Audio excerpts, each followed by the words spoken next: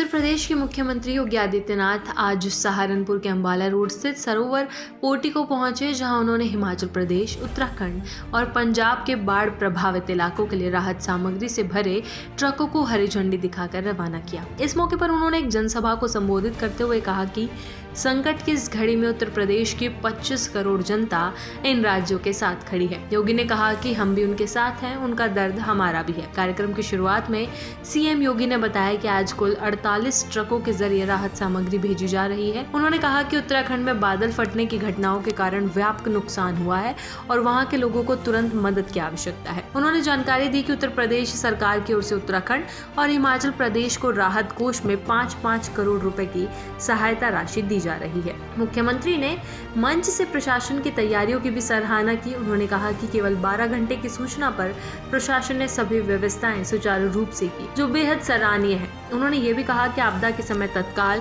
और प्रभावी कार्रवाई ही सरकार की प्राथमिकता होनी चाहिए और योगी सरकार ने इसे जमीन पर उतार कर दिखाया है। अपने संबोधन में सीएम योगी ने कहा कि आज उत्तर प्रदेश से रवाना की जा रही राहत सामग्री में जरूरी खाद्य सामग्री जैसे लाई, चना, चीनी, बिस्किट, आटा, चावल, अरहर की दाल, हल्दी, मिर्च, नमक, रिफाइंड तेल, तिरपाल, बाल्टी, तौलिया, नहाने का साबुन, माचिस और मोमबत्तियां शामिल है। इसके अलावा शिविरों में रह रहे लोगों को सुबह का नाश्ता, दोपहर का भोजन और रात का खाना भी उपलब्ध करवाया जा रहा है। बच्चों के लिए दूध और पशु के लिए चारा भी पहुंचाया जा रहा है। सीएम योगी ने कहा कि उत्तर प्रदेश में भी कई जिलों में यमुना और गंगा नदी के कारण बाढ़ की स्थिति बनी, लेकिन समय से की गई तैयारी और निगरानी के कारण व्यापक नुकसान नहीं हुआ। उन्होंने बताया कि सहारनपुर, बागपत, नोएडा जैसे शहरों में यमुना की बाढ़ की स्थिति को नियंत्रण में रखा गया। बिजनौर से लेकर बलिया तक गंगा के किनारे प्रभावी प्रबंधन किया गया है।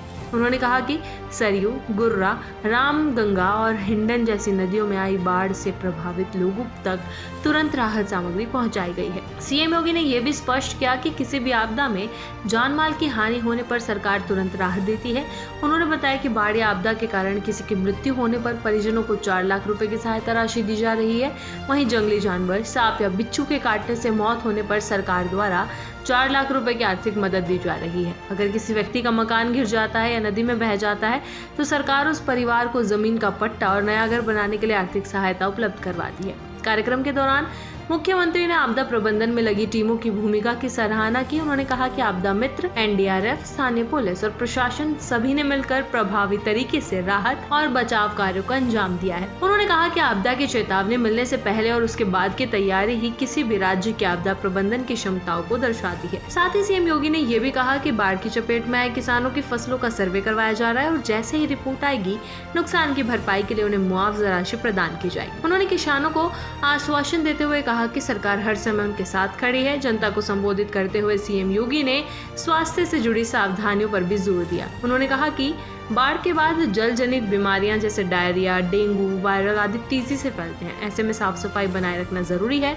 उन्होंने लोगों से अपील की कि यदि किसी को सांप या कोई जहरीला जीव काट ले तो झाड़ फूंक की बजाय सीधे नजदीकी सीएचसी जाएं और तुरंत वैक्सीन लगवाएं। उन्होंने कहा कि चाहे पालतू जानवर हो या स्ट्रीट डॉग अगर काट ले तो भी वैक्सीन जरूर लगवानी चाहिए। इस अवसर पर मंच पर राज्य मंत्री कुंवर ब्रिजेश सिंह, राज्य मंत्री जसवंत सैनी और स्थानीय विधायक राजीव गुंबर भी उपस्थित रहे। तय योजना के अनुसार उत्तराखंड और हिमाचल प्रदेश के लिए राहत सामग्री लेकर राज्य मंत्री कुंवर ब्रिजेश सिंह और जसवंत सैनी रवाना हुए, जबकि पंजाब के लिए विधायक राजीव गुंबर जिम्मेदारी निभा रहे हैं। मुख्यमंत्री योगी आदित्यनाथ का यह दौरा न केवल आपदा राहत के दृष्टिकोण से महत्वपूर्ण रहा, बल्कि ये भी दर्शाता है कि उत्तर प्रदेश सरकार पूरे देश के साथ एकता और सहयोग की भावना से खड़ी है।